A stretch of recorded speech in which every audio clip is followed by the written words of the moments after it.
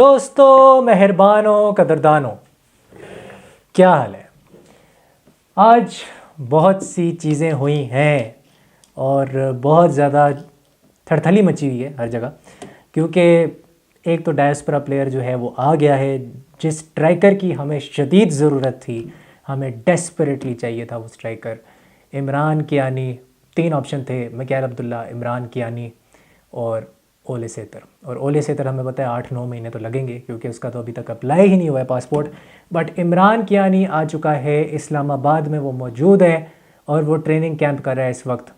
जो 30 मैन जो स्क्वाड है या 29 मैन जो स्क्वाड है उसके अंदर वो है, जो आज अनाउंस हुआ है, जो प्रोबेबल्स अनाउंस हुए हैं पाकिस्तान की, सऊदी अरेबिया के लिए एंड ताजिकिस्तान के मैचेस के लिए। तो उसमें मुझे पता है बहुत सी ज़्यादा रिजर्वेशंस हैं और बहुत से लोग जो हैं वो कह रहे हैं कि यार इस प्लेयर को होना चाहिए था, उस प्लेयर को नहीं होना चाहिए था। मेरी भी 3-4 रिजर्वेशंस हैं ऑब्वियसली, और जो कि मैं बोलूँगा यहाँ पे। लेकिन ये ज़रूर है कि मैं इमरान कियानी के आने की वजह से बहुत खुश हूँ। मुझे ऐसा फील होता है कि वहीद से, जो मोहम्मद वहीद है, उससे बहुत बेटर प्लेयर है Imran Kiani, and hopefully he will perform, he will deliver. Saudi Arabia के ख़िलाफ़ खेलना कोई बच्चों का खेल नहीं है, वहाँ पे हमें हमारी स्ट्रॉन्गेस्ट 11 चाहिए। और मुझे लगता है इमरान कियानी बहुत ज़्यादा स्ट्रेंथन करेगा हमारे स्क्वाड को। जो भी 23 मैन स्क्वाड जाता है, वो अभी सिलेक्ट होने हैं 23 प्लेयर्स, क्योंकि ये तो 30 मैन स्क्वाड है। तो इसमें से 7-8 प्लेयर्स जो हैं अभी निकलेंगे बाहर। तो ये जो है एक डायस्पोरा प्लेयर आ गया है, बाकी 6 जो है मैंने लास्ट वीडियो में, कल की वीडियो में आपको बताया था कि वो कौन से होंगे। बट जो 29 मैन या जो 30 मैन स्क्वाड है उसमें हमारे पास इस वक्त है सलमानुल हक, सलमान काका, उस्मान अली है जो कि पोपो एफसी का प्लेयर है, एंड ऑल्सो हसन अली है उसके अंदर, जो कि एक और प्लेयर है जो कि सिलेक्ट हुआ था AFC अंडर 23 में भी। तो डिफेंडर्स में मामून मूसा खान, ये मैंने कल की वीडियो में कहा था कि ये नंबर 1 चॉइस हो सकती है ईसा को रिप्लेस करने के लिए, and he is in the squad. Mohibullah Afridi squad के अंदर आपको नज़र आ रहे होंगे। फिर सुहेल है, जुनेद शाह है, अली खान न्याजी है, एंड अली खान न्याजी हमें याद है इंडिया के ख़िलाफ़ भी बेंच से उठ के आया था। राव उमर हयात है, हसीब खान है, मेरी बहुत रिजर्वेशन है हसीब खान के ऊपर, वो मैं बताऊँगा अभी। उमर जावेद इसके अंदर मौजूद है, हमज़ा मुनीर है, और यहाँ पे मोहम्मद सदाम जो कि पोपो का प्लेयर है, और अंडर 19 टीम जो कि इंडिया के ख़िलाफ़ फ़ाइनल खेली थी सैफ में, उसका कैप्टन था Saddam, and now he is in the squad. तो ये लग रहा है कि जो यंग प्लेयर्स हैं 18-19 साल वाले, जो अंडर 19 के प्लेयर्स हैं, उनको भी इस 29 या 30 मैन जो इसका ट्रेनिंग कैंप है, जो स्क्वाड है, उसके अंदर इंडक्ट किया गया है। मिडफील्डर्स पिक फॉर देमसेल्व्स, हमें पता है आलमगीर है इसके अंदर, अली उज़ैर को काफ़ी बार सिलेक्ट किया गया है, हालांकि मुझे वो as a player international level की क्वालिटी का नहीं लगता। रजब अली हज़ारा स्क्वाड में, and Zaid Umar, Abdul Razzaq, Zahid Shah, they are also part of the squad. और इसमें एक लड़का है अली ज़फ़र, जिसने, हम सबको याद है, नेपाल के ख़िलाफ़ वो एक ब्लॉकबस्टर गोल मारा था ये सैफ अंडर 19 में, जो पहला मैच हुआ था चैम्पियनशिप के अंदर। सो ही इज़ ऑल्सो देयर। फिर फॉरवर्ड्स में शाइक दोस्त, उसने सेलेक्ट होना था, हमें पता है। Moin Ahmed, very good player from Karachi, वो भी सिलेक्ट हो चुका है, नंबर 14, अभी कैम्बोडिया के ख़िलाफ़ भी खेला था, right winger. Faridullah Khan has been selected, जो हमारा डिफेंसिव स्ट्राइकर है और हमारा एक तरह से समझ लो सेकंड स्ट्राइकर है या फॉल्स 9 है, जो कि होल्ड अप प्ले करता है। वलीद खान है, पोपो एफसी का लड़का, अगेन मेरे पॉडकास्ट पे भी आ चुके हैं, he is also part of the squad. फिर मोहम्मद वहीद, ऑब्वियसली हम सबको पता है, मैंने काफ़ी क्रिटिसिज्म जो है वो किया है वहीद पे कि मुझे ये लड़का इंटरनेशनल क्वालिटी का नहीं लगता। उसमें इसका कोई कसूर नहीं है, उसमें हमारे सिस्टम का कसूर है, लेकिन he is not up to that level जो कि मैं चाहता हूँ। निज़ामुद्दीन स्क्वाड में, इस लड़के को मैंने खेलते हुए नहीं देखा, मैं ज़्यादा कमेंट नहीं कर सकता। हमज़ा अहमद, हमज़ा अहमद हमने देखा था AFC अंडर 23 एशियन कप में, वो स्क्वाड का हिस्सा थे, बहुत अच्छी प्रेसिंग करते हैं। ज़्यादा इनकी हाइट नहीं, आई थिंक 5 फुट 7 या 5 फुट 8 इनकी हाइट है, तो ज़्यादा इनकी हाइट नहीं है, बट सेंटर ऑफ ग्रेविटी लो है काफ़ी, जैसे मेसी का सेंटर ऑफ ग्रेविटी लो है, उस तरह इसका भी सेंटर ऑफ ग्रेविटी जो बॉडी का है वो लो है, एंड प्रेसिंग अच्छी है, पेस अच्छा है इसका। जब प्रेस करता है तो एक ओरिएंटेड प्रेस होती है, ऐसा नहीं लग रहा होता कि यार बिल्कुल डायरेक्शन लेस प्रेस है। अदील यूनुस जो है वो आप लोगों को याद ही होगा कि वो इंडिया के अगेंस्ट खेला था और सैफ अंडर 19 चैम्पियनशिप में खेला था, तो he is one of the best players, he was man of the match for Pakistan versus India in Saif under 19 championship.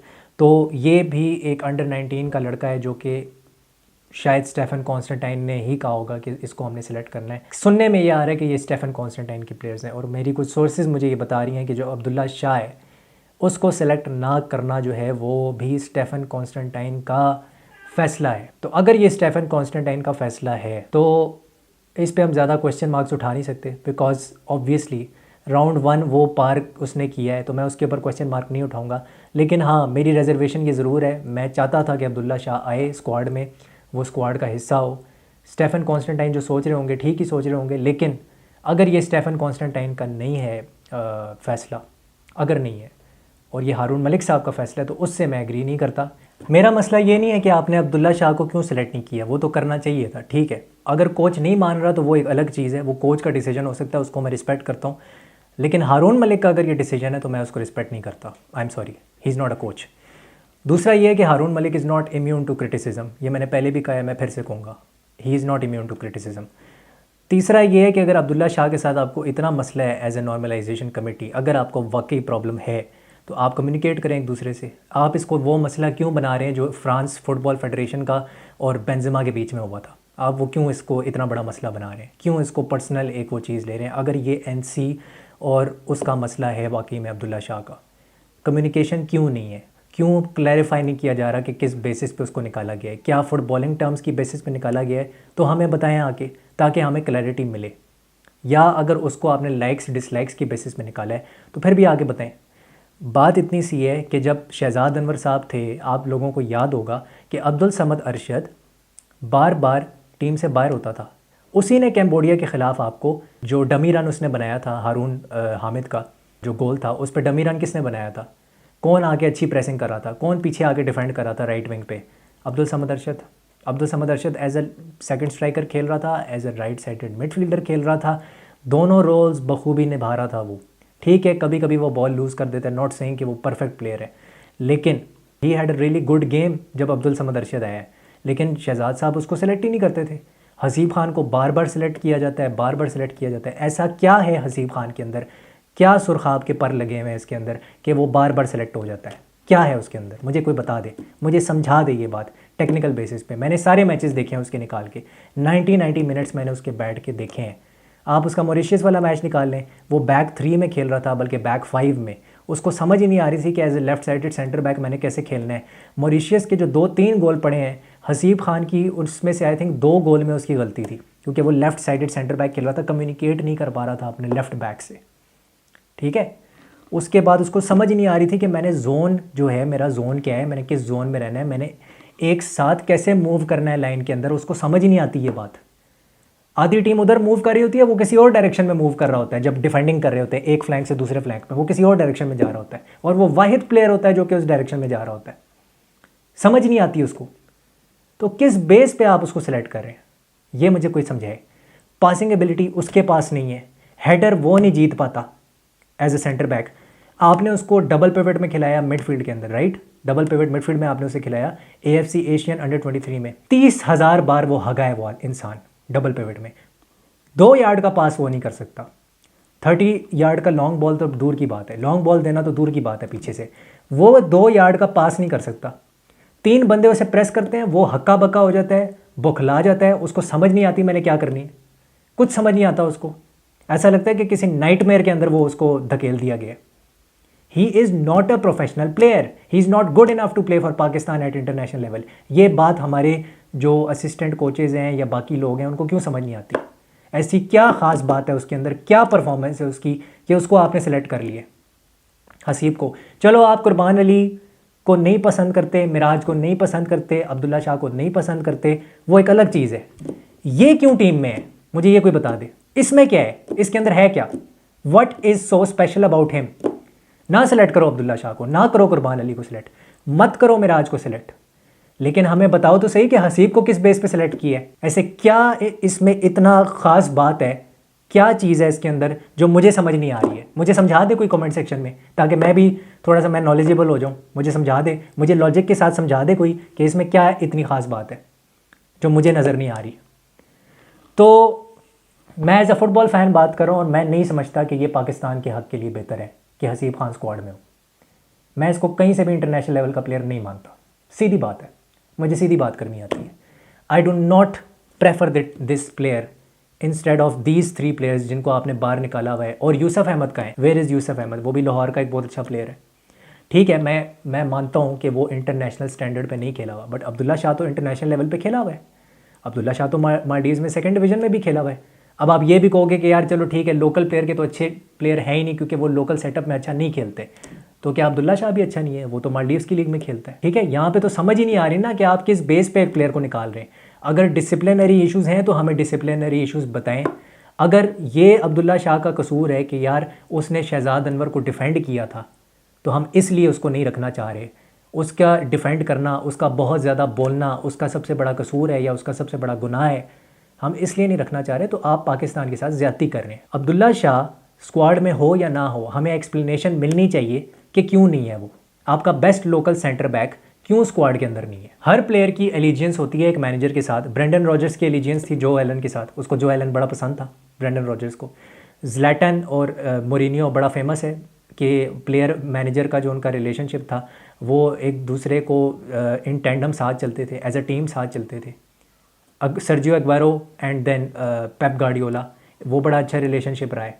तो इस तरह के रिलेशनशिप्स हमने देखे हैं कि प्लेयर मैनेजर के होते हैं, लाइक्स ज़रा ज़्यादा होती हैं, लेकिन जो प्रेफरेंस है अगर वो अपने मैनेजर को डिफेंड कर रहा है और वो सारी ज़िंदगी अब उस मैनेजर के साथ खेला है पोपो एफसी में, बचपन से लेके जवानी तक, उसमें कोई बुरी बात तो नहीं है। और अभी भी क्या ये सच नहीं है कि जो टेक्निकल डायरेक्टर हैं वो शहजाद अनवर साहब है? शहजाद अनवर साहब ही देख रहे हैं सारे फॉरेन प्लेयर्स को, सारे फॉरेन प्लेयर्स के साथ कॉन्टैक्ट में वो हैं। क्या ये सच नहीं है? अभी भी वो PFF का हिस्सा है, he has not been sacked. क्या ये सच नहीं है? क्या ये सच नहीं है कि बार बार हसीब खान को शहजाद अनवर साहब लेके आते थे? क्या ये सच नहीं है कि अब्दुल समद अरशद को बार बार साइड लाइन किया जाता था? क्या ये सच नहीं है? तो हमारे जो लोकल कोचेज़ हैं उनकी प्रेफरेंसेस रही हैं। नो डाउट के क्रेडिट जाना चाहिए शहजाद अनवर को कि उन्होंने इन प्लेयर्स को बहुत ज़्यादा फिट रखा है। इन प्लेयर्स को 1 साल तक बहुत ही मैच फिट के ज़ुमरे में आप कह सकते हैं, या फिज़िकल फिटनेस इनकी अच्छी रखी है, उसका क्रेडिट जाता है इनको। बट उनको ये क्रिटिसिज्म भी जाता है कि वो कुछ प्लेयर्स को लाइक्स और डिसलाइक्स की बेसिस पे सेलेक्ट करते थे। ये एक फैक्ट है और अभी भी ये नज़र आ रहा है। हमें क्लैरिफिकेशन चाहिए कि ये किसका डिसीजन है, ये क्यों बार हो रहा है बार बार अब्दुल्ला शाह, और क्यों हसीब खान बार बार अंदर आ रहा है। हमें ये क्लैरिफिकेशन चाहिए। चलो अब्दुल्ला शाह की भी ना दो, मुझे हसीब खान की क्लैरिफिकेशन दे दो, किस बेस पे सेलेक्ट हो रहा है ये लड़का। एक मुझे पॉइंट ऑफ व्यू चाहिए कि क्या ख़ास है इसके अंदर। और बाकी यूसुफ अहमद का तो ये था कि वो 25 मैन स्क्वाड में आया था पहले, वर्ल्ड कप क्वालिफायर से थोड़ा पहले कैम्बोडिया का जो मैच था, फिर 23 मैन स्क्वाड में वो नहीं था, और 23 मैन स्क्वाड ही लेकर आप जा सकते थे, तो वो भी प्रोबेबल्स का ही हिस्सा था।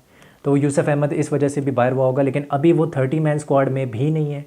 ये बड़ी अजीब सी बात है। कुर्बान अली भी 30 मैन स्क्वाड में नहीं है, ये बहुत अजीब सी बात है। आपसे सवाल उठाया जाएगा, इसमें कोई माइंड करने की ज़रूरत नहीं है। हम आपसे सवाल पूछेंगे because PFF-NC is accountable for this, they should be answerable, they should be. Cricket में भी ये होता है, सवाल पूछा जाता है, भाई आपने इस प्लेयर को सिलेक्ट क्यों नहीं किया और इस प्लेयर को सिलेक्ट क्यों किया, किस मेरिट पे आपने सेलेक्ट किया। सवाल पूछना हमारा हक है। अगर हम सवाल नहीं पूछेंगे तो फिर वीडियो बनाने का फ़ायदा क्या है? फिर गूंगे रहते हैं सारी ज़िंदगी, यही कर लेते हैं, क्योंकि आपसे तो क्रिटिसिज्म बर्दाश्त नहीं होता, अकाउंटेबिलिटी आपसे बर्दाश्त नहीं होती एज ए नॉर्मलाइजेशन कमेटी। तो ये हमारा मसला तो नहीं है। चलो मैं मान लेता हूँ आपने टेक्निकल बेसिस पे इसको निकाला है कि यार ये आउट ऑफ पोजीशन हो जाता है, अच्छा नहीं खेल रहा। अच्छा, वो अगर आउट ऑफ पोजीशन हो रहा है उसको इंप्रूव कौन करेगा? कौन इंप्रूव करेगा? आपके पास लीग है उसको इंप्रूव करने की? आपके पास ग्रास रूट्स लेवल पे कोई काम हो रहा है कि वो इंप्रूव हो सके डोमेस्टिक में वापस जाके? नहीं है ही नहीं। तो फिर आप एक प्लेयर को ये कैसे कह लेते हो कि भाई अपने आप को डोमेस्टिक में जाके इंप्रूव करो? डोमेस्टिक नॉन एग्जिस्टेंट है। आपके अपने प्लेयर्स बोलते हैं कि हम लोग गाँव में बैठे हुए हैं और हम तब आएंगे जब हमें हमारी PFF जो है ना वो कहेगी कि हाँ जी नाजिल हो जाओ इस्लामाबाद में। तो ये कुछ चीज़ें हैं, कुछ सिलेक्शंस हैं जिस पे सवालात उठाने चाहिए और बात होनी चाहिए और इसके ऊपर डिस्कशन होना चाहिए और डिस्कोर्स होना चाहिए, क्योंकि यहाँ तो हमारे इधर तो है ही नहीं ना भाई, फुटबॉल के ऊपर डिस्कोर्स तो है ही नहीं इस मुल्क में। करो तो फिर लोग कहते हैं जी तुम इसके ऊपर एजेंडा चला रहे हो, तुम जो हो इसके फ़ैन हो, तुम बायस्ड हो। भाई मैं कोई एक्सपर्ट नहीं हूँ, लेकिन मुझे भी नज़र आ रहा है कि Haseeb Khan is not good enough. अगर आप हसीब खान की सिलेक्शन पे क्वेश्चन नहीं रेज़ कर सकते तो मुझे लगता है कि आपको नहीं पता कि सही क्या है और गलत क्या है, आपको इसमें फ़र्क करना आता ही नहीं है। बाकी 6 डायस्पोरा प्लेयर्स आएंगे। और एक और बड़ी अच्छी न्यूज़ है कि याया टोरे जो है वो पाकिस्तान आ सकता है, क्योंकि वो असिस्टेंट कोच बन चुका है सऊदी अरेबिया का, असिस्टेंट कोच।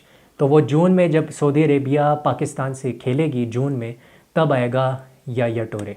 और इमरान कियानी जो है वो ऑलरेडी मैंने बताया कि 4 नवंबर यानी कि कल ट्रेनिंग कैंप स्टार्ट हो जाएगा। तो कल जब ट्रेनिंग कैंप स्टार्ट होगा उसमें इमरान कियानी भी होगा। और 6 डायस्पोरा प्लेयर्स जो हैं वो कब ज्वाइन करेंगे? वो ज्वाइन करेंगे सऊदी अरेबिया में। जब हम 13 को फ़्लाइट पकड़ेंगे नवंबर में, वो सऊदी अरेबिया सीधा आएंगे, वो पाकिस्तान नहीं आएंगे जो डायस्पोरा प्लेयर्स हैं। तो सऊदी अरेबिया वाला मैच तो वो उधर ही आएंगे और उधर ही खेलेंगे। बाकी ये है कि अगर आपको कोई रिजर्वेशंस है इस स्क्वाड के अंदर या आपको कोई सवालात हैं तो आप भी पूछ सकते हैं। और आपको क्या लगता है कि PFFNC को ये जो अब्दुल्ला शाह वाला केस है ये कैसे हैंडल करना चाहिए, या स्टेफन कॉन्स्टेंटाइन जो है क्या ये वाकई उसका डिसीजन है? ये आप अपनी राय दे सकते हैं कमेंट सेक्शन में। मैं हूँ Shayan Ubaid Alexander. I see you soon in the next video. Like share और सब्सक्राइब ज़रूर करना वीडियो को। Hasta la vista.